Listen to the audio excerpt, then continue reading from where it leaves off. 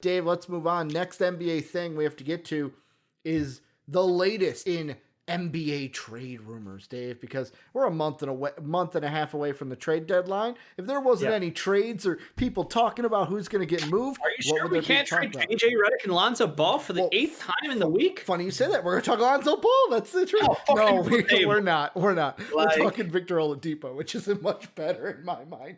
The latest rumor, and I'm reading this from Hoops Rumors, says the Knicks are among the teams with interest in Rockets guard Victor Oladipo and will keep an eye on him leading up to next month's trade deadline and potentially beyond, league sources tell A. Shepard Blakely of Bleacher Report. Mark Berman of the New York Post reported back in October that the Knicks would likely have trade interest in Oladipo during the 2020 offseason, but later wrote during the first week of free agency that their interest had cooled. At the time, Berman suggested that Scott Perry, GM, was more enthusiastic than president of basketball operations Leon Rose about the idea of acquiring Oladipo. Dave, I will ask you, should the Knicks... first off, will the Rockets trade Oladipo this year, do you think? Because that's still a discussion of, do they keep him? Do they trade him because he's pending free agency? And number two, should the Knicks even try to trade for him? Because everything we've heard about Oladipo is Miami, Miami, Miami. He's going to South Beach like LeBron did. Yeah, I mean, you bring up two very good points. I'll go in reverse order here. I think the Miami association is real. I think that he respects what they do down there. He likes a lot of the guys down there. I think that the only reason you trade for Victor Oladipo is if that, you think you have a 50-50 chance of keeping him.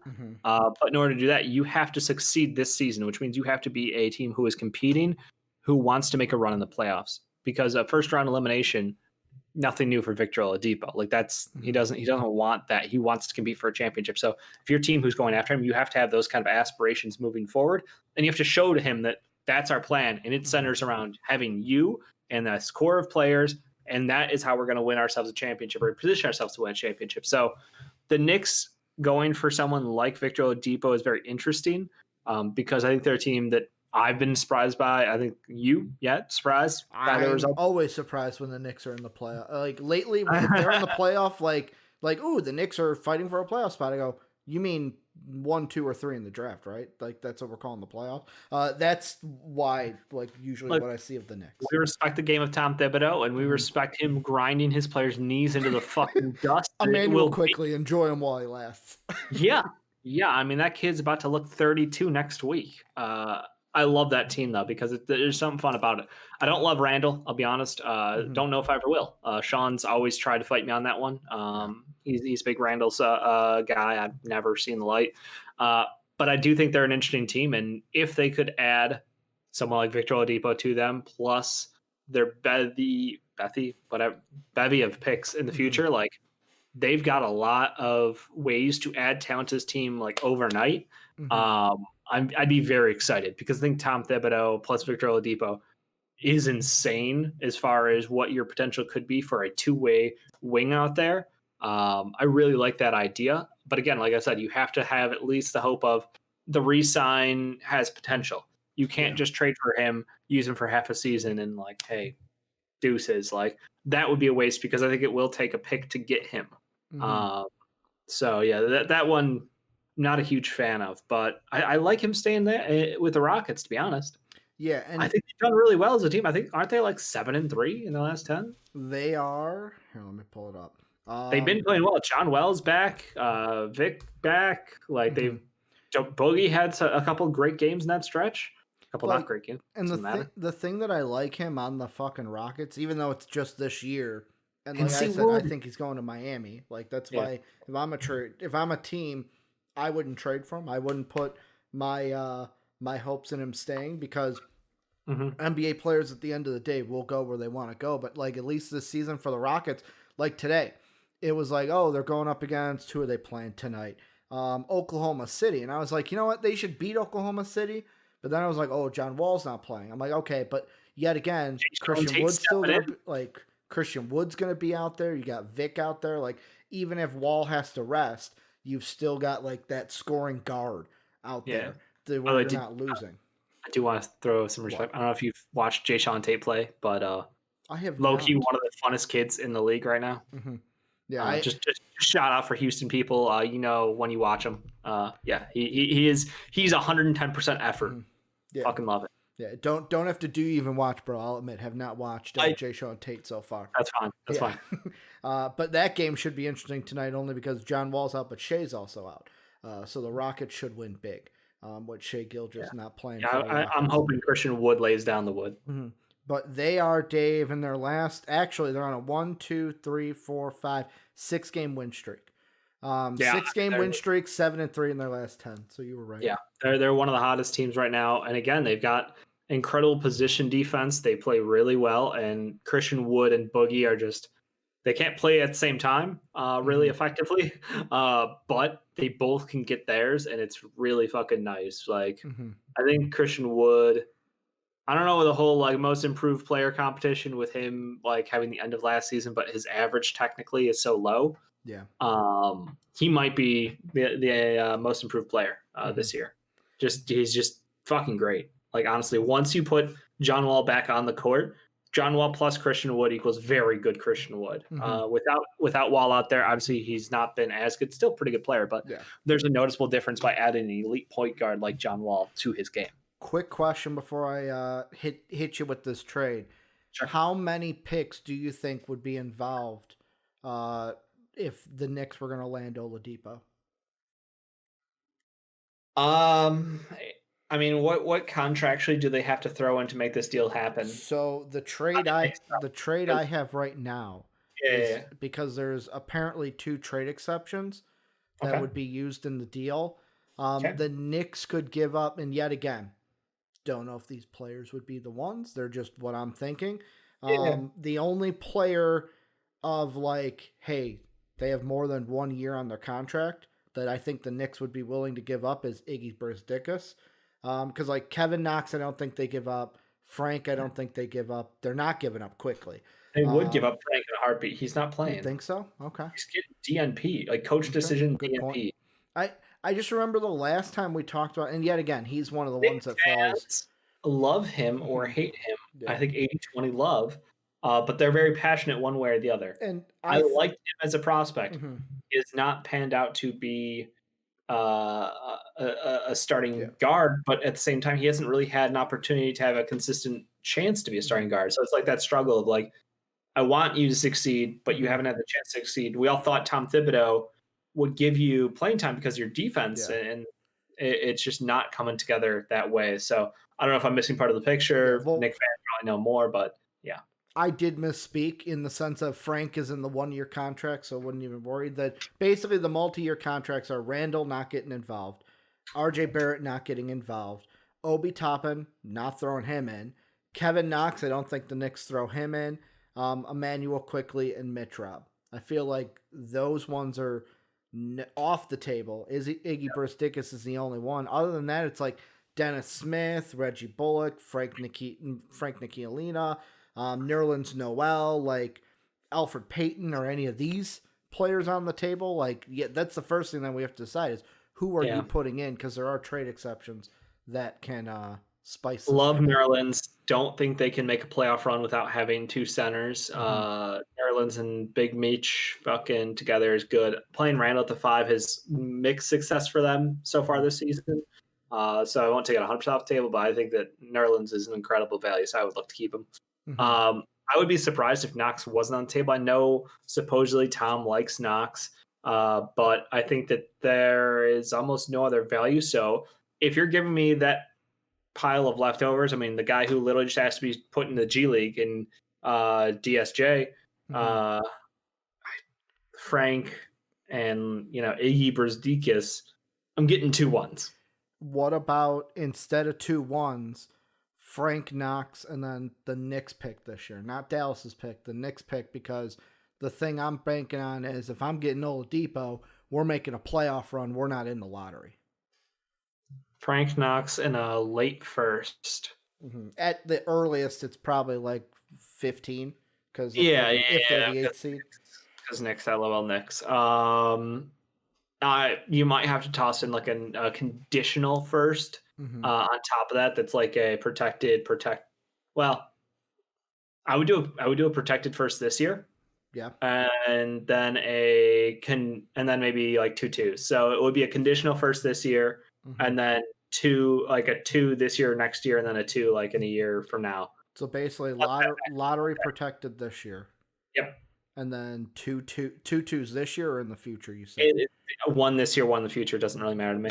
But I think that like a first that's lottery protected, because again the expectation should be they're a playoff team, so they'll want to cover their own ass.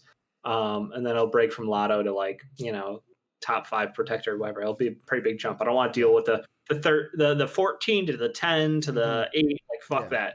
It's lottery protected, then it's not. Like, because I mean the thing is, like, with this pick, if you're the Knicks getting Victor Oladipo, you're pretty sure you're making the playoffs then. Absolutely. And Vic solves a big problem for him because he can create his own offense. This is no offense, a team that doesn't really have a true point guard. Quickly he's learning on the job. And I love his scoring, but he has got the scoring gift, and it feels like he goes in phases where he. Jake said they have Randall. They have the spin cycle.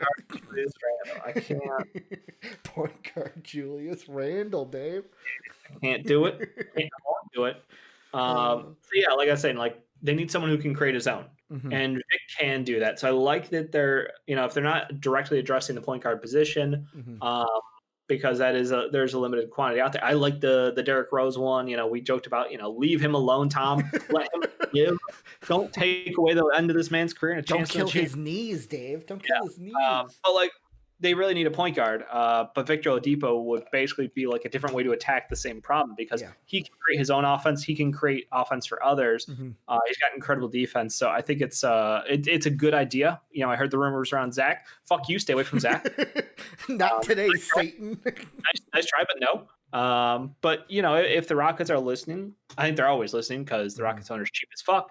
And if you get 3 kids who or a couple kids who aren't on big deals, and get that shit extended out long term, then yeah, why not? Like, that seems right up his fucking alley. Couple picks, futures, Last thing I'll ask you is, and yet again, this is just to wrap everything up, of the fact is, if let's say Vic gets traded to the Knicks, they make the playoffs. Yeah. Odds are they're not getting any, like, they're going to be in the 5 through 8 range. Likely, yeah. In my mind, anything is possible in the playoffs. Sure. They could Memphis Grizzly it when they upset the Spurs. They are a weird matchup. Not many teams are prepared for that fucking spin cycle out there. The Bucks always choke, so there's that. They get paired up with the Bucks, but you do try to find that Bucks matchup. The question I was going to ask is, put yourself in Vic's shoes. You get traded to the Knicks, you make the playoffs, you're, let's say, the 7th seed. Let's say you get bounced in the first round. How likely are you going to do what you suggested, Dave, of like, hey, you know what? We made the playoffs this year. I could win here. Like, I like this team. I like playing this year. I played with them this year. It gets them away from Miami. I am personally on the side of nothing is going to stray Vic away from Miami. He wants to go to Miami. He wants to play with Jimmy Butler. He knows what that Heat team could be, because I'm telling you, this season has been an anomaly for the Heat. This is not the Heat that we know. This is the Heat that was struck by COVID. Now they have injuries. I read today that Myers Leonard's having season-ending injury. Yep. He's done. They have a lot of guys that are just coming back today for tonight's game. The record's not indicative of their talent. That's you just have to take a look back. Don't look at the records, and don't look at the game or at the box scores. You can't be a box score watcher and understand basketball. Also, I do have to say, Jake was like, oh, they looked awful before COVID. They had no fucking offseason. Do we not understand that? They played in the finals, and then they came back. And I know everyone's going to say, but look at the Lakers. Did you watch that finals? Because it looked like one team was trying their hardest and was still losing, and the other team was effortlessly winning. Yep. Like, come on. But the point is, can the Knicks do anything to sway Oladipo away from Miami, or is it a lost cause no matter what? I think it's going to be, I'd say about, like 90-10 Miami. I do give them a 10% chance because I do think that New York has the market and the media on their side. And if he's the guy who helps bring New York back to, being a prominent team again, I mean, you saw the love that Carmelo Anthony got. Like, Yeah. he couldn't say no. They were like, Carmelo, would you like to go win championships or stay here? And he's like, I love New York. Mm-hmm. Like, he could have gone to the Bulls. Yeah. He chose not to. He fucked up. You know, he loved the city of New Apparently, York. Dave, Derrick Rose didn't want to have dinner with him. Didn't want to wine him, dine him, 69 him, if you know what I mean. I wouldn't use that phrase with Derrick Rose. No, I wouldn't. I'm just saying in general. That's what Melo wanted. He wanted the recruitment treatment because the whole thing was, I went to Syracuse. I knew I was going to Syracuse. I didn't have a recruitment tour. Yeah, I mean, that's careful, Jake. I think the whole point is that New York has an allure to it. The media, the market, the opportunities are not replicatable in Miami. Mm-hmm. Miami's big, but it's not New York, LA big. And that's, you know, at the end of the day, like, if Vic is the entrepreneur who he is, he's launching his own brand. He's doing all these things outside of the game of basketball, which I applaud him for because he's a modern businessman who has an incredible voice and can dance, which also just kind of fucking cool to just have that card up your fucking sleeve. Wish I could fucking dance, Dave. I'm like a lane out there. So I'm an all-star caliber guard in the NBA. Mm-hmm. I'm one of the best players. I just so happen to be able to dance and sing at like a world-class level, and you know, I'm just starting my own business, doing my shit thing, whatever. You know, like, he's a great fucking guy. I love him. So yeah, I think that would be the big thing, is if he could make that his marketing home, set up the future, and help bring the Knicks to a sustained level of success, even if it doesn't mean a championship right away. You've got RJ Barrett, you got Mitch. You think you've got picks, or you can move those picks to add yet another talented, established player to that roster. So, like, I think that would be, I think maybe more than 10% actually. But again, Miami does have the allure. Like, he's got the reputation. He loves Butler, loves what they're doing, loves the all effort all the time. So Tom Thibodeau, though, he ain't gonna fucking slack. Not like the slackers up there in New York. Like, they're not a chance. But like, I'm going to say what you always say, Dave, to kind of end this. Yep. Thanos Riley down there just has to show him the Infinity Gauntlet and say, boom, look at these rings. Look at these rings. We can get them. You're the missing piece, kid. You're the missing piece. I think it's stupid I only say it's stupid if the Knicks trade for him, only because, yet again, I think Oladipo's going to Miami next year no matter what. So I give up anything for just a 1-year rental to make the playoffs and lose out on possibly winning the lottery and getting bumped up into the top 4. Booped up into the top 4. But Dave,